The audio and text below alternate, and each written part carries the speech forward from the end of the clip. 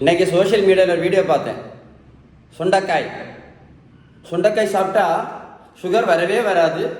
சுண்டைக்காய் சாப்பிட்டா சுகர் இருந்தால் கூட எல்லாமே அப்படியே சரியாயிரும் அப்படின்னு ஒரு வீடியோ பார்த்தேன். சுண்டைக்காய் சாப்பிட்டா சுகர் வரவே வராதான். சுண்டைக்காய் சாப்பிட்டா இருக்கிற சுகரும் பறந்து போயிருமா அப்படின்னு நான் ஒரு வீடியோ பார்த்தேன். நீங்கள் என்ன நினைக்கிறீங்க அதை பற்றி? சொல்லுங்கள், உங்கள் கருத்து என்ன? சுகர் ஒரு ஆளுக்கு இதனால வருது சொல்லுங்கள். சுண்டைக்காய் சாப்பிடாதனால வருதா? அப்படின்னா எல்லாரும் சுண்டைக்காய் சாப்பிட்டுக்கிட்டு எல்லா ஆஸ்பத்திரியும் மூடிடலாமே. நிறைய பேர் சுகர் ஆஸ்பத்திரியில் கஷ்டப்பட்டுட்டு இருக்காங்களே. பக்கவாதம், கண்குருடு, ஹார்ட் அட்டாக்கு, கிட்னி ஃபெயிலியரு, காலையில் புண்ணு வந்து விரல் எடுக்குது. அப்போ சுண்டைக்காய் சாப்பிட்டு எல்லாரும் சரி பண்ணிடுவாங்களே சுகரை. வேற ஒரு வீடியோ பார்த்தேன். வெந்தயம் சாப்பிட்டா சுகர் சரியாயிரும். அப்புறம் என்ன கரிஞ்சீரகம் சாப்பிட்டா சுகர் சரியாயிரும். வெள்ளை பூசணிக்காய் ஜூஸ் குடித்தா சுகர் சரியாயிரும். பாவக்காய் ஜூஸ் குடித்தா சுகர் சரியாயிரும். சிறுதானியம் சாப்பிட்டா சுகர் சரியாயிரும். வேற என்ன, குதிரைவாலி சாப்பிட்டா சரியாயிரும். சாமை சாப்பிட்டா சரியாயிரும். குதிரைவாலி சாமையும் தென்னை அரிசியும் சாப்பிட்டா சரியாயிரும். கருப்பு அரிசி சாப்பிட்டா சரியாயிரும். கைக்குத்தல் அரிசி சாப்பிட்டா சரியாயிரும். அப்புறம் வந்து கைக்குத்தல் அரிசி கேள்விப்பட்டிருக்கீங்களா? ஊரில் எல்லாம் கைக்குத்தல் சாப்பிட்டா சரியாயிரும். ஓட்ஸு சாப்பிட்டா சரியாயிரும். இப்படிலாம் சொல்லிட்டு இருக்காங்களே. ரொம்ப ஜோக்கு வந்து சுண்டைக்காய் தான். இன்னைக்கு சுண்டைக்காய் சாப்பிட்டா சுகர் சரியாயிரும். சுகர் வரவே வராது. நடைப்பயிற்சி நிறைய பேர் புதுசாக சொல்லிட்டு இருக்காங்க. நடைப்பயிற்சி பண்ணால் சுகர் சரியாயிரும் அப்படின்னு. நடைப்பயிற்சி பண்ணால் சுகர் சரியாகுமா? இல்லை வெண்டைக்காய் சாப்பிட்டு சுகர் சரியாகுமா? சொல்லுங்கள். கருப்பரிசி சாப்பிட்டு சுகர் சரியாயிருமா? சப்பாத்தி சாப்பிட்டு சுகர் சரியாயிருமா? ஒரு பேஷண்ட் நான் எனக்கு டெய்லி அந்த கோதம்பு புட்டு தான் சாப்பிடுவேன். கோதம்பு புட்டு சாப்பிட்டோன்னா சுகர் சரியாயிருமா? ராகி சாப்பிட்டோன்னா சரியாயிருமா? கொஞ்சம் ப்ரோட்டீன் பவுடர் சாப்பிட்டோன்னா சுகர் சரியாயிருமா? ஜோக்கு வந்து சுண்டைக்காய் தான். ரொம்ப ஷாக்கிங்காக இருந்துச்சு. சுண்டைக்காய், வெந்தயம், அப்புறம் கருவேப்பிலை, கொய்யா இலை சாப்பிட்டா சுகர் சரியாயிருமா? இப்படியெல்லாம் ஜோக் அடிச்சுட்டு இருக்காங்க நிறைய பேர். கொய்யா இலை சாப்பிட்டா இருக்கா சுகர் சரியாகுமா? சுகர் எதனால் வருது? நடைப்பயிற்சி சாப்பிட்டா சுகர். நடைப்பயிற்சி பண்ணாலே சுகர் சரியாகாது.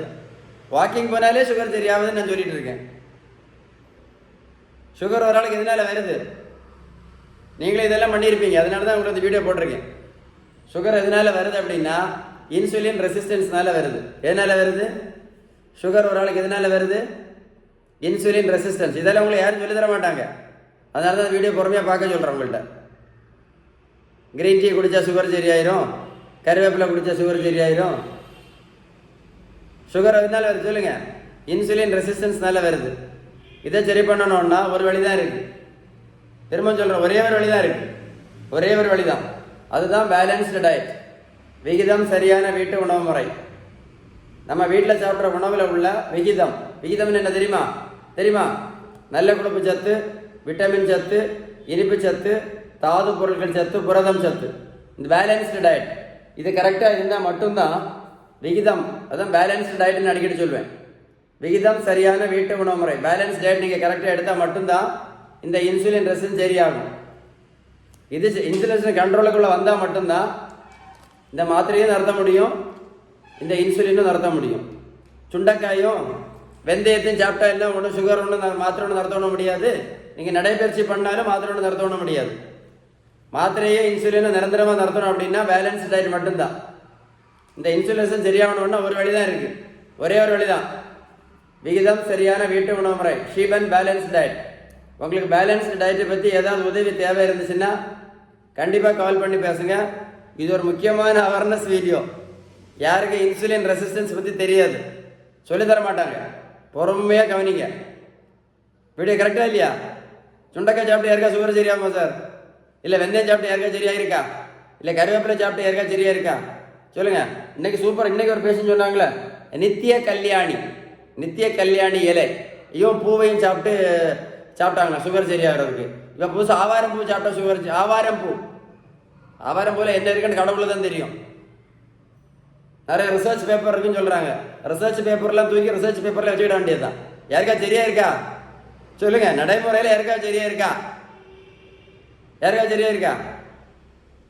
ஆவாரம் பூ சாப்பிட்டு, இல்லை வெந்தயம் சாப்பிட்டு, இல்லை வேற என்னது கருவேப்பிலையும் சாப்பிட்டு, இல்லை கொய்யாலையும் சாப்பிட்டு, வேற சிறுதானியங்களையும் சாப்பிட்டு யாருக்காவது சுகர் சரியா இருக்கா? நடைமுறை நிறைய லிட்ரேச்சர், நிறைய ஸ்டடீஸ் அதெல்லாம் பேப்பரில் இருக்கட்டும். அதில் அந்த புக்குக்குள்ளாலே இருக்கட்டும்.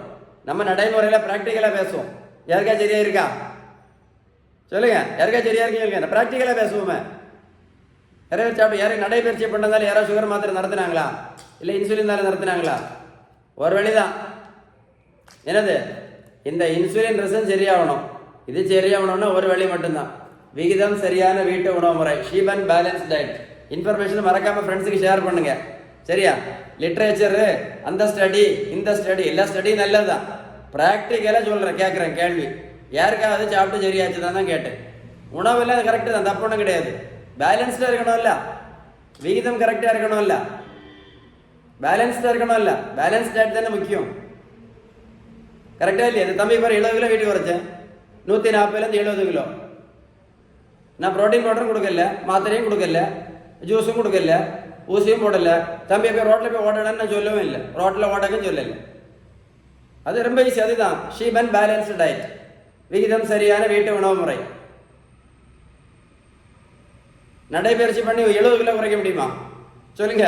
1 கிலோ நடந்து 70 கிலோ வீட்டு குறைக்க முடியுமா? டெய்லி கொஞ்சம் ப்ரோட்டீன் பவுடர் தின்னு 70 கிலோ கரைஞ்சி போயிருமா? இல்லை கொஞ்சம் ஜூஸ் குடிச்சோன்னு 70 கிலோ கரைஞ்சி போயிருமா? யோசிங்க.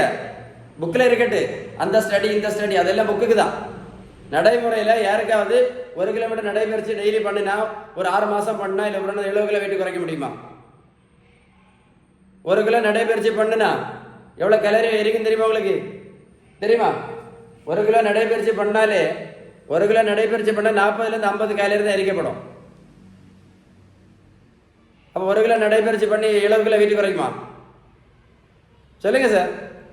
சார் இது முக்கியமான வீடியோ, முக்கியமான இன்ஃபர்மேஷன். உங்களுக்கு ப்ராப்ளம் இருக்கான்னு எனக்கு தெரியாது, ஹெல்த்தில் ப்ராப்ளம் எனக்கு தெரியாது.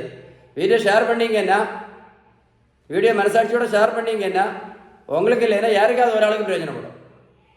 மறக்காமல் ஷேர் பண்ணுங்கள். விருப்பம் இருந்தால் ஷேர் பண்ணுங்கள். யாராவது ஹெல்ப் பண்ணணும் அப்படின்னு உங்கள் மனசாட்சி சொல்லிச்சுன்னா ஷேர் பண்ணுங்கள். ஓகேவா? ஷேர் பண்ணுங்கள்.